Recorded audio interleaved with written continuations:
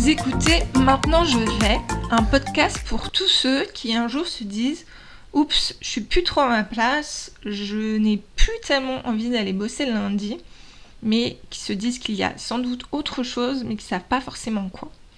Je suis Anaïk, coach de carrière, multi-reconvertie et aussi multi-expatriée, ce qui m'a donné encore plus des questionnements professionnels et des envies de changement.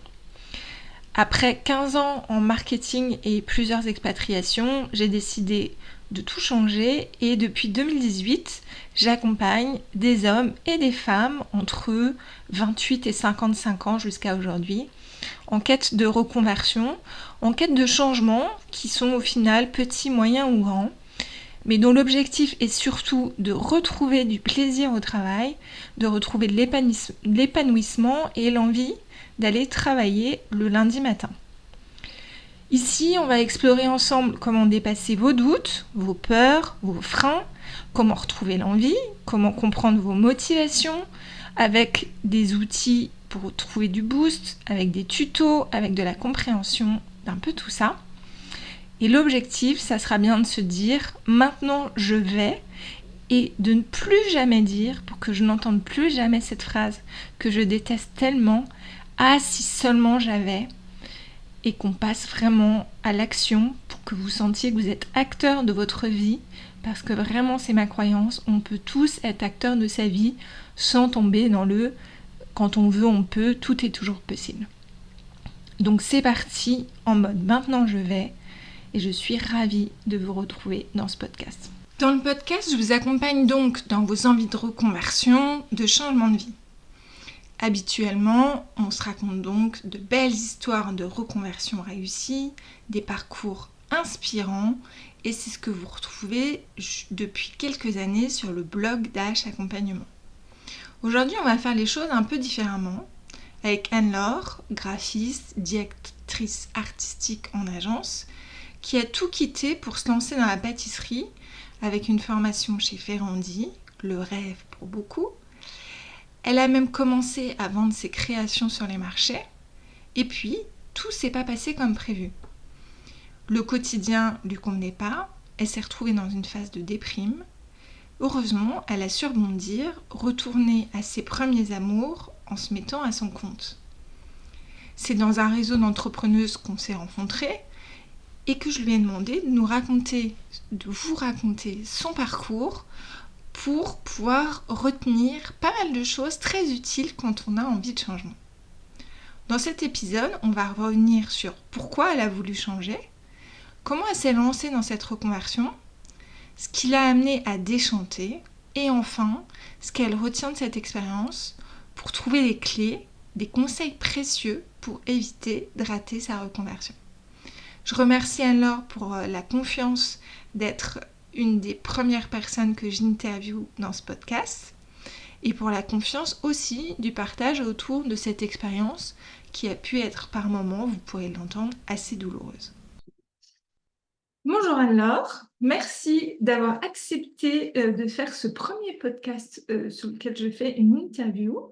Et je vais commencer par te laisser te présenter et raconter ton parcours post-bac. Donc on remonte un tout petit peu, très légèrement. Quel était ton parcours? Est-ce que c'était un choix de tes études post-bac? Eh bien, bonjour, ravie d'être là avec toi pour ce premier podcast.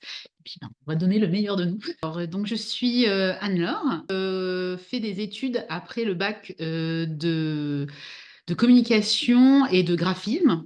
J'ai passé un BTS. Après le BTS, tu en es resté là ou tu as continué? Non, j'en suis restée là. J'ai voulu faire une petite alternance de quelques mois, mais que j'ai abandonné. Voilà, et du coup, vite repris le chemin pour aller, vite pris le chemin pour être employée rapidement, voilà, pour voir ce que je vais aller sur le marché du travail. Je suis arrivée chez Havas, au sein de chez Havas Sport et Entertainment. Alors, ça s'appelait Havas Sport au tout début, et après, il y a eu le Entertainment qui est arrivé. Je suis arrivée à un poste de directrice artistique. Et ça s'est plutôt bien passé. Alors, c'est un gros groupe. Alors, chez Havas, il y a entre 1500 et 2000 personnes à l'époque quand je suis rentrée. Mais en fait, Havas Sport et Entertainment, on était à peu près une centaine. Donc, ça devenait un peu moins gros quand même. Et au studio Créa, quand je suis arrivée, on était quatre. Donc voilà. Donc c'était une petite structure dans un grand groupe, mais donc c'était hyper intéressant. Et j'étais avec un directeur de création qui était passionné par la création au sens large, et donc qui a su tout de suite rendre les choses beaucoup plus artisanales et aussi agréables au quotidien. Donc voilà, j'ai continué pendant très longtemps chez Havas. Voilà, je suis une bonne partie de ma carrière, hein, je suis restée pratiquement 14 ans chez Havas. Là, on m'a proposé d'être toujours chez Havas, mais dans une autre entité qui s'appelle Socialize Paris, et de créer, moi, le studio Créa qui était pour cette entité, parce qu'il y en avait un tout petit et il voulait créer quelque chose d'un peu plus important. Donc j'ai accepté. Donc je suis partie de chez Havas Sport, mais je suis restée toujours chez Havas. J'ai monté cette structure, c'était super parce que du coup, j'ai un peu de A à Z. Je suis partie avec des gens qui étaient un peu dedans, il y avait 4 personnes, et j'ai continué à faire grandir ce studio. Euh, Ça, c'était hyper intéressant, mais il y a la partie management qui prenait beaucoup le pas sur la création, et j'avais peut-être minimisé ce côté-là. J'ai pas été forcément ni préparée ni accompagnée du coup pour faire un management aussi, on va dire, important. Quand on manage 3 4 personnes, bah, c'est pas la même chose que quand on en a 10 voire 15 en dessous de nous. Et là, très vite, je me suis dit, mais en fait, je crois que j'aime plus ce que je fais. Et c'est là où je me suis dit, bah, en fait, je veux faire autre chose. J'ai envie de monter quelque chose, mais pas dans la création. Donc là, c'est à ce moment-là où ça a basculé. Donc on devait être vers 2018, voilà. Et je me suis dit, bah, qu'est-ce que j'aime dans la vie?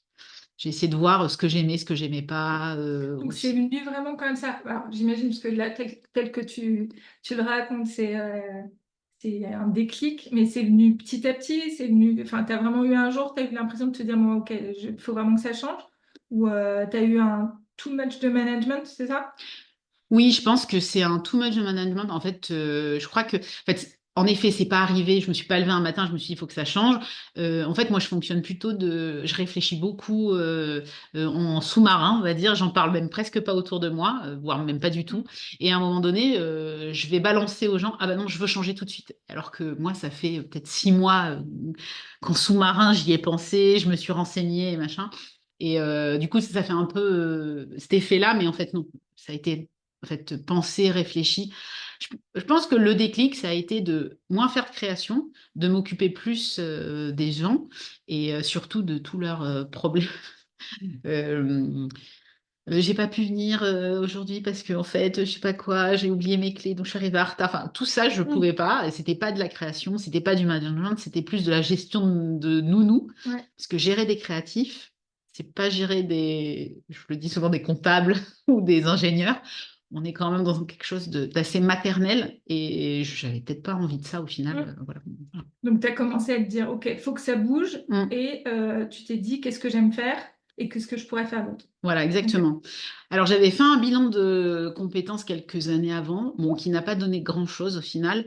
On m'avait dit non, mais continue, t'es bien dans ce que tu fais, et puis c'est ce que tu aimes. Très bien. Ça, je n'avais pas de doute, mais voilà. Et donc, je m'en suis pas servie. Et oui, en effet, je me suis dit, qu'est-ce que j'aime? Alors, ça faisait depuis quelques années déjà que j'aimais bien tout ce qui était pâtisserie, tout ça. Je me suis dit, bah tiens, j'aime la pâtisserie. Qu'est-ce que je pourrais en faire? Comment je pourrais avancer là-dedans? Donc, est-ce que je pourrais monter quelque chose pâtisserie? Donc, en 2019, je décide d'envoyer ma candidature chez Ferrandi. Parce que je me suis dit, tant qu'à faire, autant faire la meilleure école de reconversion pour les adultes, c'est Ferrandi. Je n'ai postulé à aucune autre école. Je me suis dit, si c'est celle-ci, c'est celle-ci. Si c'est pas, bah, c'est que je dois pas y aller. Et bah, du coup, j'ai été reçue. En fait, on passe des entretiens et tout ça. Et j'ai été reçue par un professeur. On a discuté. J'ai dû lui expliquer un peu mon projet et mes envies. Un projet que j'avais pas forcément construit au moment où je lui parlais, parce que moi, ce que je voulais, c'était arrêter ce que je faisais à l'heure actuelle, me lancer dans la pâtisserie, faire une école, mais après, j'avais pas vraiment vu ce que j'allais faire après. C'est venu au fur et à mesure. Quand tu lui as raconté ton projet, en vrai, ton projet, c'était de t'être dit, j'aime la pâtisserie, allons-y. T'avais rien prévu, mesuré d'autre. Non, ce que je lui ai dit, je veux faire l'école et ensuite, bah, je vais sûrement je vais être salariée auprès de grands pâtissiers. Voilà enfin, tu vois, je me disais pendant 2, 3 ans pour apprendre le métier, puis après on verra. T'as eu d'autres idées au moment où tu réfléchissais à qu'est-ce que je pourrais faire ou tu t'es vraiment arrêté sur celle-ci et go? Je me suis arrêtée sur celle-ci, Ego. Ok. Mm. Dans le bilan de compétences que tu avais fait, c'était ressorti l'idée de la pâtisserie? Non, à aucun moment. Ok. Et il y a des idées qui étaient ressorties ou t'as pas souvenir? Non, Non. aucune idée. Enfin, c'était vraiment continue dans ce que tu fais, essaye de trouver une autre agence dans laquelle travailler. Mais ce Ok. que tu aimes, c'était la création, la créativité. C'est là où, en fait, étaient mes zones de génie et tout ça. D'accord. Voilà. Bon. Donc, go Ferrandi. Go Ferrandi, Covid, confinement, tout ça, bon, bien sûr. En plus, Oui, parce que c'est pas drôle. sinon ce serait dommage. Voilà, donc en septembre 2020, ben, je fais une rupture conventionnelle, c'est important, enfin, je sais pas si c'est important de le dire, mais je fais une rupture co avec Havas. J'ai beaucoup réfléchi, ça a été beaucoup de. Au départ, je voulais faire une transition pro. Mm. Je n'ai pas eu le financement de transition pro parce que trop diplômé, un poste de cadre, voilà, donc un salaire trop élevé, et il pouvait pas, voilà. Donc ça a été non. J'ai fait appel, ça a été renon. Voilà, donc j'ai dû financer mon école, ma formation. Donc, la rupture conventionnelle, alors effectivement, juste pour expliquer, transition professionnelle, c'est un processus qui permet de se dire qu'on fait une formation en étant financé, mais il y a pas mal de conditions, donc souvent, effectivement, le niveau de diplôme, le type de formation, etc. Et Ferrandi, la formation, ouais, c'est parce que c'est pas donné vraiment quand tu vas. Non, c'est pratiquement, enfin, c'est un peu plus de 10 000 euros. Ok. Donc j'ai mon CPF qui a pu Mm. financer, je crois que j'avais 2 500 euros, 2000, voilà, Mm. donc qui en a pris une partie et le reste, ben, ça a été des fonds personnels. Enfin, Ok. Bon, donc tu pars pour la formation mm. qui dure combien de temps? De septembre à juin. Ok. Donc, et qui est en alternance en fait, et qui n'est qu'avec des adultes. Ok. Donc ça, c'est déjà bien. Qui est au sein d'une institution quand même. Ferrandi, c'est une institution, c'est carré, on parle de cuisine et de pâtisserie, donc voilà. Voilà. Moi qui viens d'un milieu créatif beaucoup moins carré, mais bon, voilà. Donc c'était un peu le choc des cultures à un moment donné, mais bon, c'était ce que je voulais, donc voilà. Et donc, alternance, donc il a fallu que je trouve des stages qui ne sont pas rémunérés hein, quand on est adulte, donc des stages donc chez des pâtissiers, donc enfin, pour beaucoup, on va dire, ma promo, les gens veulent aller chez des grands pâtissiers. Donc au départ, bah, moi j'ai fait la même erreur que tout le monde, j'ai voulu aller chez des grands pâtissiers. Au bout de 2 mois, je me suis rendu compte que bon, c'était très compliqué. Donc j'ai arrêté le grand pâtissier et je suis repartie chez quelqu'un qui avait fait une reconversion et un peu plus humaine. Donc, voilà. Pourquoi c'est une erreur de vouloir aller chez les grands pâtissiers? Parce que c'est difficile de trouver le stage ou parce que c'est difficile quand tu y es? C'est difficile quand il y est. Trouver le stage, c'était très simple. Vous êtes de la main-d'œuvre motivée, adulte, et ouais, quand on est adulte, bien souvent on est plus motivé. Je ne veux pas dire que les jeunes le sont moins, mais on est là pour Ouais. quelque chose. On n'a pas de temps, voilà. Et surtout, ben, on leur coûte rien. Mm. Donc en fait, non, non, j'ai trouvé. Alors là, j'avais plein de stages. Je pouvais aller. Donc j'ai choisi celui qui m'intéressait. Je me suis dit, ah, génial et tout. Et en fait, je suis arrivée, ben, c'est le milieu de la pâtisserie, de la cuisine. On traite mal les gens.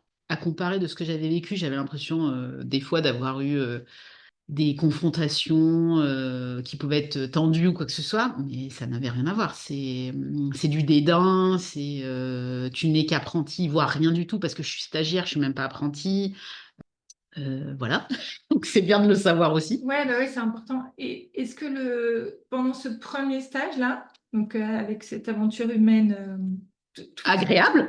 somme toute fort agréable, le contenu du stage t'a plu pendant que tu étais en stage?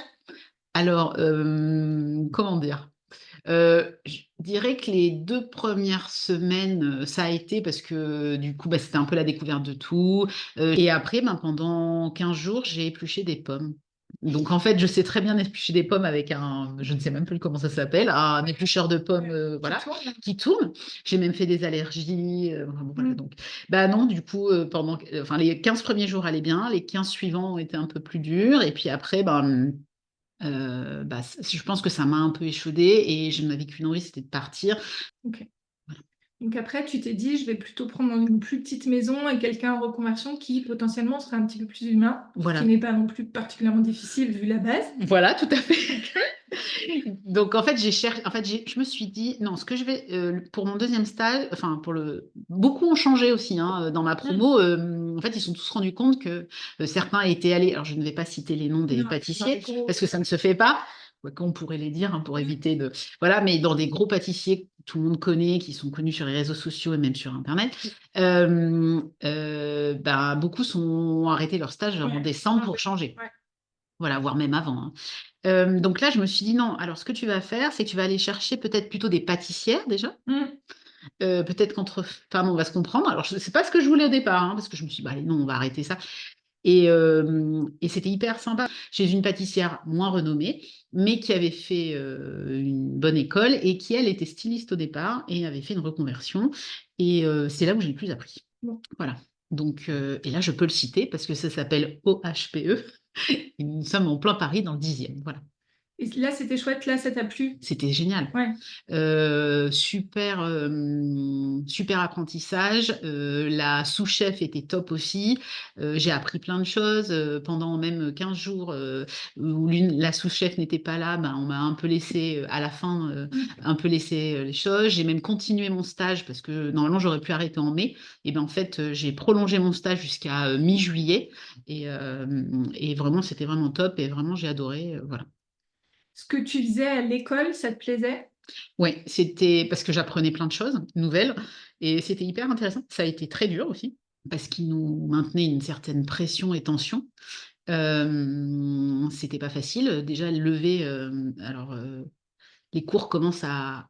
Faut être à l'école, dans le vestiaire à 7 h du matin, voilà, pour vous donner.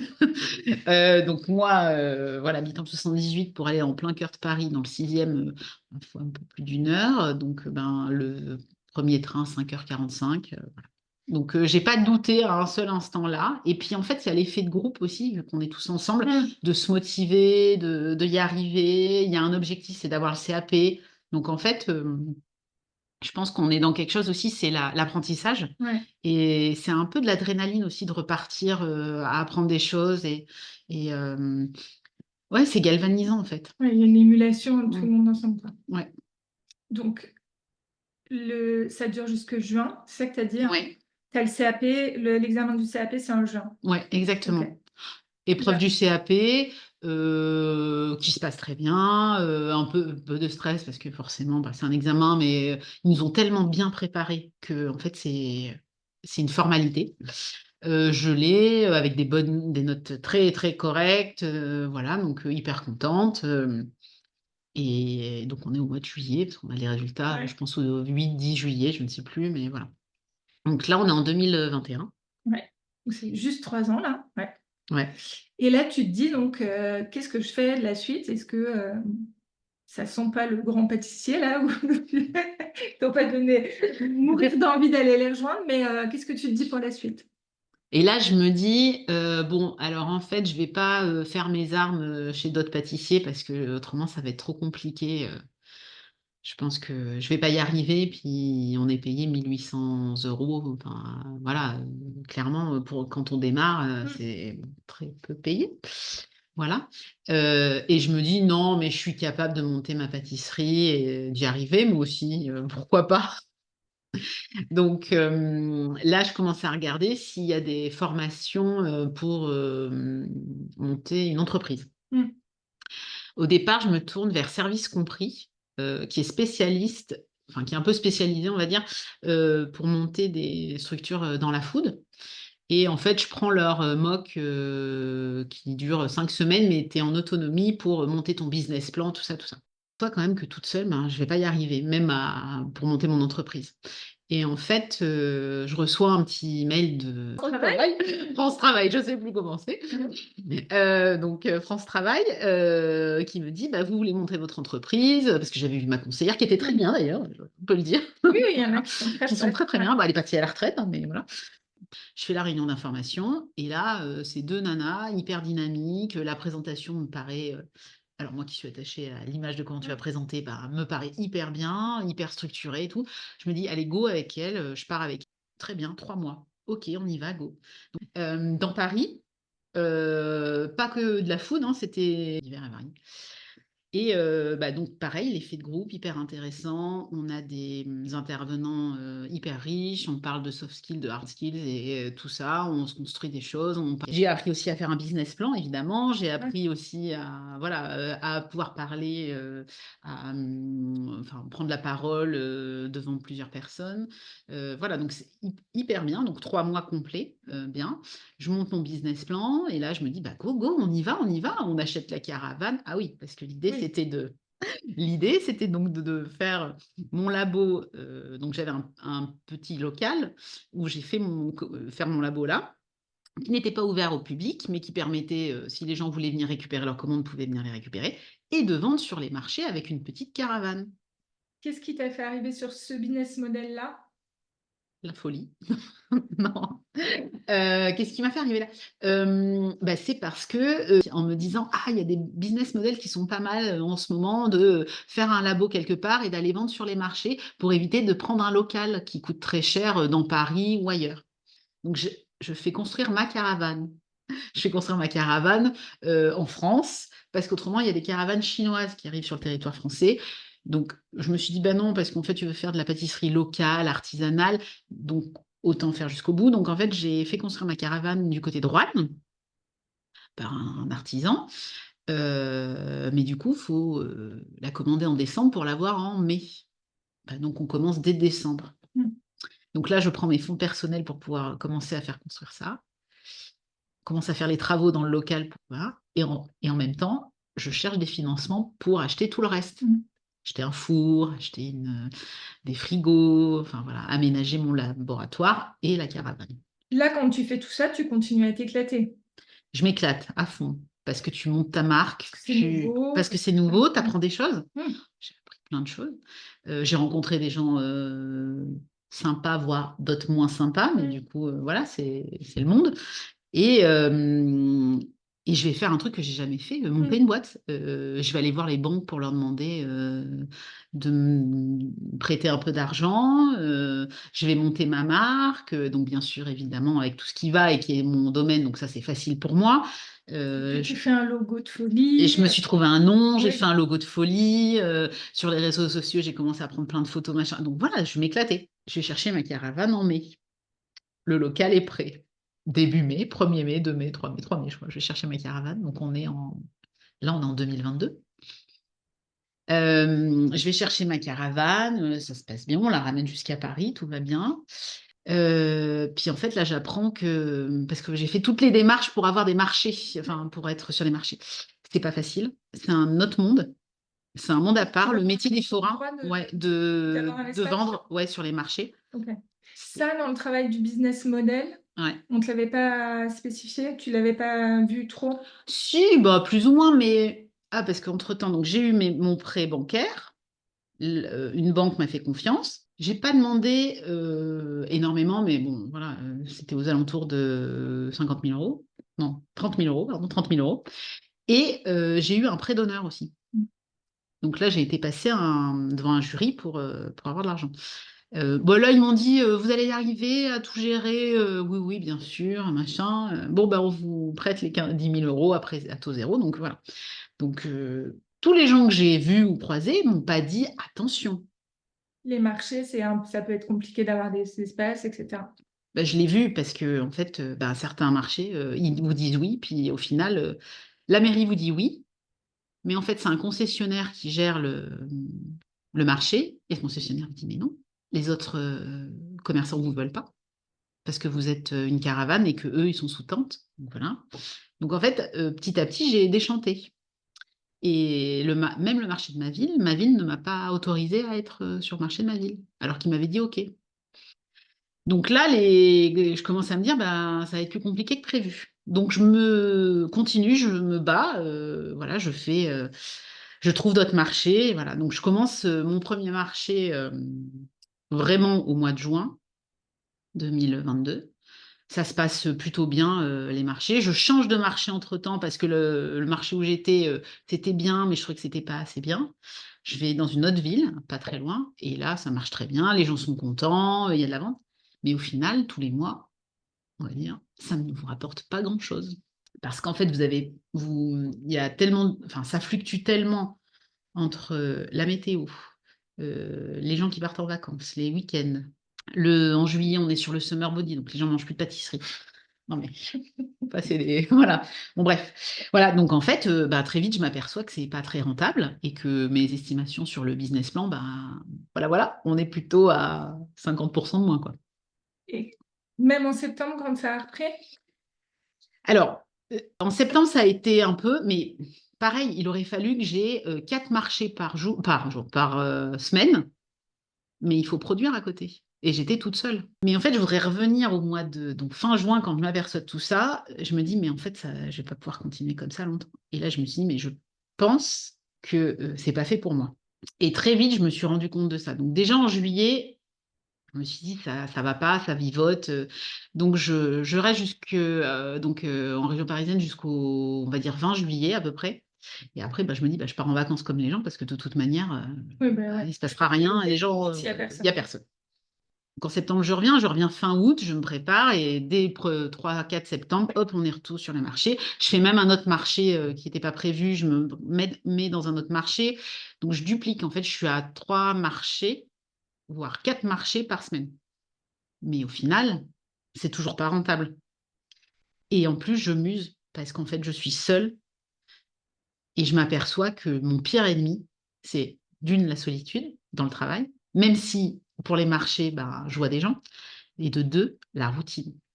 Toujours faire la même chose, les mêmes jours, la même semaine, et courir à droite et à gauche. Aller chercher ces œufs bio parce que vous avez dit à tout le monde que vous vous Mm. serviez à côté. Aller chercher 3-4 trucs qui vous manquent à métro, qui sont des... Aller chercher votre farine au moulin de Versailles à côté. Allez, donc vous ne faites que ça, vous perdez du temps. Et donc je faisais des heures, je pense que je travaillais et fait 55 heures par semaine. Et là, quand tu es à 4 marchés, Mmh. on va revenir après sur tout ce que tu n'as pas aimé concrètement, mais juste sur le financier. À 4 marchés, donc qui était à peu près ton estimation, tu n'étais quand même pas rentable. Non. Qu'est-ce qui a merdé? Où est-ce qu'était l'écart entre ce que tu avais sur un business plan et ce qui était dans la réalité? Qu'est-ce que tu n'avais pas prévu La selon toi? fréquentation des marchés. Ok, Parce ouais, qu'il y a donc tu des... avais 4 marchés, mais tu pensais que tu vendrais plus. Ouais.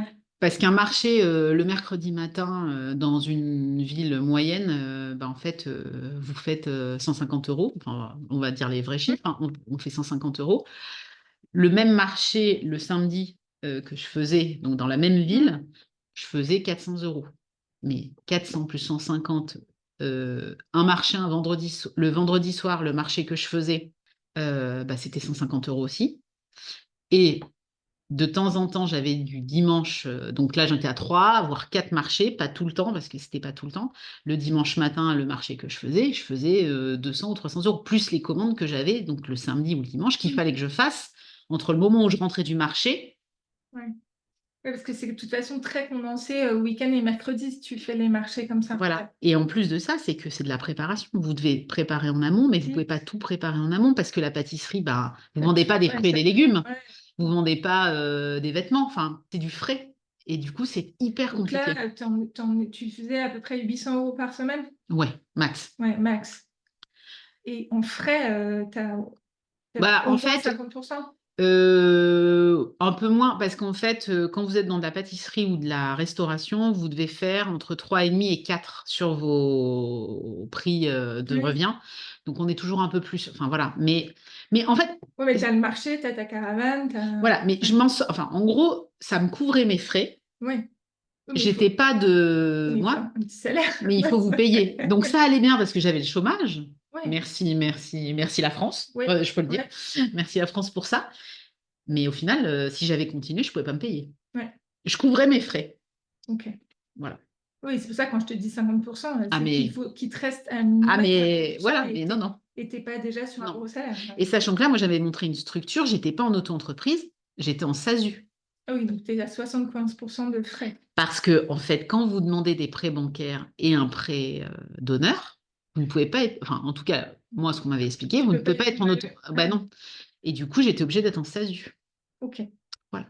Ouais, donc on n'était pas sur. Bon, donc il y a un problème de renta. Et après, Et il y a un problème de plus. statut Ouais, et de rentabilité. ouais, oui. Et après, il y a un Mhm. problème qui est mon nerf de la guerre. T'as pas aimé. Donc, qu'est-ce qui fait que t'as pas aimé ce que tu faisais vraiment, ton quotidien? Alors, ce qui fait que j'ai pas aimé mon quotidien, il y a plusieurs choses, je pense. Euh, mais que j'avais pas. En fait, je m'étais pas assez plongée sur moi et ce qui me portait ou ce que j'aimais ou ce que j'aimais pas au quotidien, en fait, plus comme ça. Et en fait, je me suis rendu compte que la routine, c'était un de mes pires ennemis. Et parce qu'en fait, faire tout, enfin, on va dire chaque semaine la même chose, même si on peut varier les recettes, hein, ce que je faisais, mais ben, je vais faire une fournée de 100 cookies, une fournée de cakes, une fournée. En fait, tous les jours étaient rythmés comme ça. Et pourtant, en stage, c'était ça aussi. Mais vu qu'on était plus nombreuses, je ne faisais pas tout le temps la même chose. Alors que là, en étant seule, eh ben, c'était tout le temps la même chose. Donc ça, c'était clair, ça a été mon pire ennemi. Ensuite, d'être seule, même si parfois j'aime bien être seule euh, que pour être un peu au calme, mais à longueur de temps, et ne pas pouvoir échanger en se disant, ah bah tiens, qu'est-ce que t'en penses, comment tu vois le truc, pas ça. Et intellectuellement, en fait, je m'ennuyais. Je pense que l'année où j'étais chez Ferrandi et tout ça, j'ai appris plein de choses. Donc en fait, mon cerveau n'avait pas le temps de s'ennuyer parce que j'apprenais. Mais là, vu que j'avais, alors je dis pas que je savais tout faire, mais je savais les bases et pour le faire, je pouvais le faire. Du coup, j'apprenais plus rien. Donc je pense que c'est ces trois choses-là qui m'ont fait descendre un peu loin, loin, loin. Et j'ai mis longtemps à dire que en fait, j'ai fait un burn-out en créant mon entreprise. En fait, je me suis auto-sabotée, on va dire, psychologiquement là-dessus. Et j'ai mis très longtemps, ouais, j'ai mis presque un an pour me dire Que tu es en train de ouais, que j'étais créer. pas bien, quoi. Ouais. En fait, que j'avais fait. Et en fait, dès le mois de juillet 2022, quand je voyais que ça allait pas parce que je pleurais constamment, je m'énervais très vite. Et là, j'ai dit à mon conjoint, j'ai dit, je pense qu'il faut que j'aille voir quelqu'un. Et donc, j'ai été voir une psychologue et qui m'a dit, oui, en effet, on n'est pas très bien. Ah bon? Donc là, en fait, j'ai dû me faire accompagner pour ce moment qui a été très dur et douloureux pour Mm. moi. Et l'accompagnement a duré jusqu'en février 2023. Mais à partir du moment où j'ai commencé à la voir et j'ai repris septembre et octobre, et en octobre, je lui ai dit, c'est terminé, je veux plus. Je veux arrêter. Qu'est-ce qui, par exemple, sur la partie solitude, c'est vraiment la solitude dans la création, etc. Le lien que tu pouvais avoir euh, avec les gens dans l'échange sur les marchés, c'est un lien qui était trop rapide, pas assez, enfin, lien, quoi. Mm. Ça te suffisait pas? Bah, en fait, quand vous êtes sur les marchés, vous allez parler de banalité avec les gens. Donc, c'est pas inintéressant, mais c'est des échanges.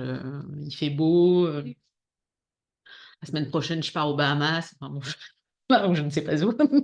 Mais bon, voilà, c'était très futile en fait. Et j'attendais très longtemps les gens parce que des fois, pendant une demi-heure, il n'y avait personne. Je m'ennuyais, même Ouais, sur les marchés. ouais. Et en fait, des moments de solitude complets. Même si mes proches ou mon conjoint étaient tout le temps là. Enfin, et en plus, ça demandait une logistique.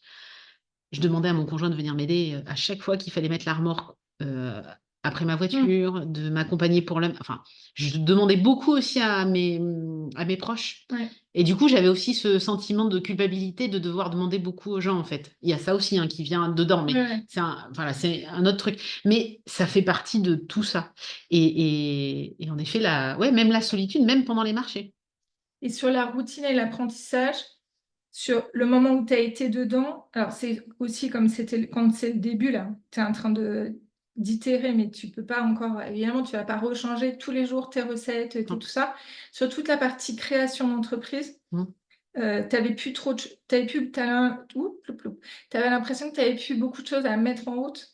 Parce que moi, tu vois, 6 ans après, Mmh. 7 ans peut-être, je sais plus, bah, je suis tout le temps en train de recontinuer sur cette partie création d'entreprise. Ça fait partie des choses que j'aime parce que, puis on en parlera tout à l'heure sur toi aujourd'hui. Qu'est-ce qui fait que ça, tu avais l'impression que c'était fini? Tu avais pas le temps? Alors j'avais pas le temps parce que le quotidien était Mmh. fait, que d'aller chercher des choses, Mmh. pour produire et aller sur les marchés. Et en fait, j'avais le temps de penser à rien d'autre. Même si je pouvais me dire: «Ah bah tiens», en fait, plein de fois je me suis dit: «Ah bah, comment je pourrais bifurquer pour peut-être ne plus faire les marchés, ne faire que de la commande ou donner des cours?» Mmh. Et en fait, je me disais: «Mais non, en fait, c'est que j'ai même plus envie». Ouais, ça a été trop, en fait. Et en C'était fait, j'avais même plus envie de faire mmh. pâtisserie. En fait, d'octobre à décembre, à partir du moment où j'ai pris la décision d'arrêter, mais ça a été encore plus dur et et tout le monde me disait: «Mais non, mais essaye de voir comment tu» mais en fait non, mais en fait, c'était déjà trop tard. Ouais, tu as été, trop au bout. Ouais. Donc quand tu as pris cette décision, tu as laissé 3 mois grosso modo là après, où tu as continué avant de fermer. Heu, Comment tu as rebondi après ça? Comment tu t'es reposé la question de: «Qu'est-ce que je veux faire maintenant, quand je serai grande?» Exactement. Ouais, donc en octobre, en fait, je verbalise que je vais arrêter, Mmh. auprès de tout le monde. En fait, c'est surtout ça. Ouais. Donc bah, je déçois des gens, il y en a qui comprennent, il y en a qui comprennent pas. Ça aussi, c'est dur. Parce Mmh. qu'en fait, on a l'impression d'avoir un devoir vis-à-vis des gens, alors qu'en fait non. Mais c'est la pression sociale qui Mmh. fait ça, hein. Et ça aussi, c'est dur à vivre, à accepter. Et en fait, là, en octobre, je me suis dit: «Bon, alors, qu'est-ce que je vais faire après?» Parce qu'en fait, c'est bien beau.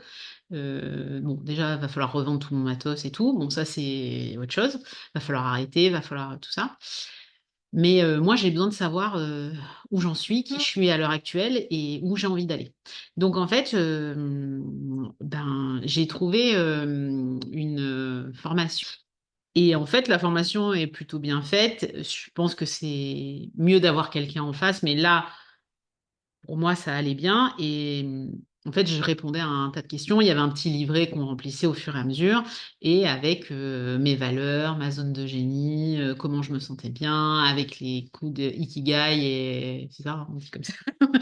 Voilà, enfin tout un tas de choses, qu'il y a beaucoup dans les bilans de compétences, mais aussi dans les accompagnements et à ce moment-là, mais je me rends compte qu'en fait, ce que j'aime, et pourquoi je suis faite, bah, c'est ce que je faisais avant, la création. C'est aussi de pouvoir échanger avec les gens, la créativité, ce que j'aime faire aussi, c'est apprendre des choses. Voilà, donc en fait, tout ça me dit: «Bah, en fait, non, bah, je vais reprendre du freelance en, création en direction de création» et voilà, en fait, donc bah, je recrée mon statut, rapidement, début novembre. En tant qu'artiste-auteur et donc en parallèle, je continue un peu la pâtisserie et je reprends, petit à petit contact avec mon réseau, voilà et comme ça j'ai pu, reprendre une activité qui me plaisait et je me suis sentie libérée à partir de ce moment-là. Qu'est-ce qui pour toi, parce que sur le côté créatif, on peut avoir l'impression que, la pâtisserie, c'est hyper créatif, en tout cas tout autant enfin, de l'extérieur justement, par rapport à du graphisme ou de la créa, tel que tu le fais. Qu'est-ce qui pour toi est créatif dans le graphisme qui ne l'est pas dans la pâtisserie? Ou est-ce que ça t'a à un moment, manqué de créativité? Parce que là, quand tu dis dans mes critères, il y a la créativité, j'entends que tu le trouvais plus, Oui, alors en fait, je pense que la pâtisserie peut être créative quand techniquement vous avez atteint, quelque chose de très enfin, haut quoi, mais comme, en direction de création, à partir du moment où la technique vous embête pas, vous pouvez être très créatif. Hem, après, je pense que c'est ça, en fait, c'est que j'étais pas assez libre d'être créative en pâtisserie parce qu'en fait, il y avait tout le reste. ouais. Tu devais produire, gérer en C'est fait ça ton planning. et donc tu es moins créatif. En fait, même si je me pouvais me faire plaisir en me disant, ah bah la recette, là, je vais faire comme ça, même la déco et le machin, ça, c'était des moments de plaisir, puis de montrer aux gens, et les gens disaient, ah, c'est beau, machin, super. Mais au final, je pense qu'il y avait un truc qui manquait, et c'est moins fatigant. Je me lève pas à 5 heures du matin. Enfin voilà, mais je pense que, je dis ça, mais oui, mais tout ça en fait fait que, ouais, c'est ça. En fait, cette créativité en pâtisserie, je pense que c'est quand vous êtes un chef, on va dire exécutif dans un grand palace, vous avez de la créativité parce que vous ne pensez qu'à, voilà. Le grand pâtissier, mais est-ce qu'il y a une partie aussi dans ce que tu me dis, j'entends, ce que peuvent me dire des gens sur de la création de bijoux, sur des choses comme ça, qui est quand on fait un, c'est chouette, quand tu refais le centième, c'est moins chouette. Ah bah tout à fait. Donc c'est le moment où tu crées, ok, le moment où tu répètes, et notamment il y a une partie très manuelle, hein. Oui. Donc la créativité, elle est plus tout à fait là, quoi. Plus du tout. Quand je faisais de la pâtisserie pour moi, enfin pour ma famille ou pour moi, je prenais plaisir à le faire parce que c'était un gâteau ou deux par semaine. Quand là, vous le faites tous les jours, vous prenez plus de plaisir à le faire. Et faire d'un loisir créatif Un job. son job, sa profession de tous les jours, et ben pour moi, ça n'a pas été le bon plan. Non, Du et tout. c'est pas ce qui me fait souvent dire, parce que souvent les gens me disent, ah, si j'avais une passion. Bah, si tu avais une passion, tu n'aurais pas forcément un métier, parce que ta passion n'est pas forcément un métier, on le voit là. Exactement. Ouais. Dans ce que tu me dis, ça va me permet de faire une petite repasse sur le modèle que j'utilise. Dans le modèle que j'utilise pour accompagner, je sépare 3 choses.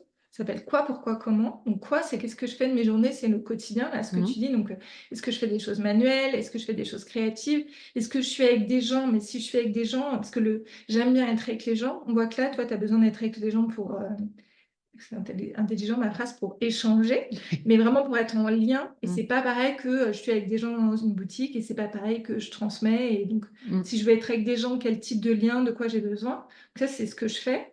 Le pourquoi, ça va être le type de secteur dans lequel je suis. Donc, ça peut être la pâtisserie, le créatif, etc. Et après, il y a le comment. Et le comment, là, il est clé dans ce que tu as dit. Mais il y a beaucoup, beaucoup ton comment, là, qui a fait que le projet, il n'est pas bon. C'est les horaires, c'est les contraintes, c'est le salaire qui va pas aller, la pénibilité, etc.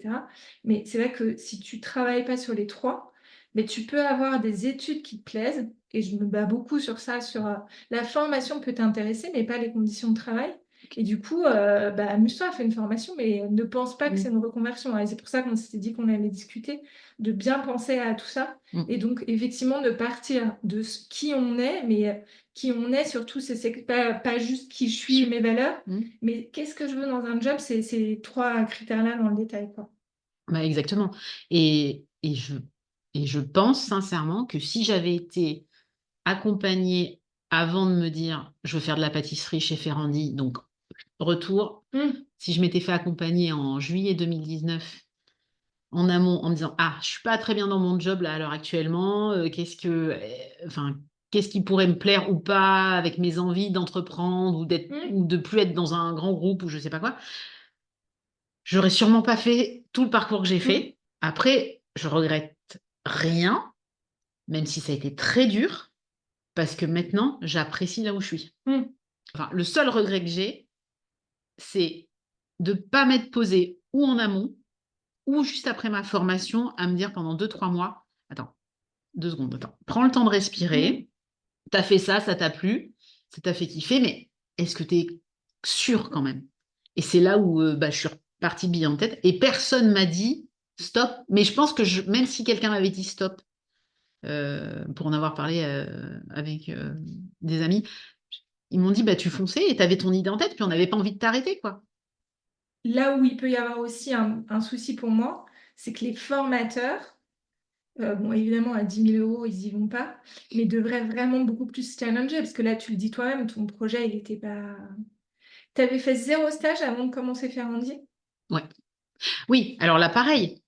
Pareil. Tu n'avais fait aucune observation, enfin, tu n'étais jamais allé Alors, au moins une aucune journée. enquête métier, aucune observation. Non, on y C'est un va. red flag, hein. Ouais, ça c'est red flag. Et c'est surtout, ah bah si maintenant quelqu'un venait vers moi en me disant, alors j'aimerais tellement faire une reconversion, pop, pop, pop, pop, pop. Est-ce que tu as d'abord, alors j'ai ma petite Ouais, liste de bah trucs oui. à cocher. D'abord, va faire une petite enquête métier. Demande à faire peut-être une semaine chez ton pâtissier là, Non, ton pas de boulanger. quartier. D'abord chez un grand Ouais, pâtissier.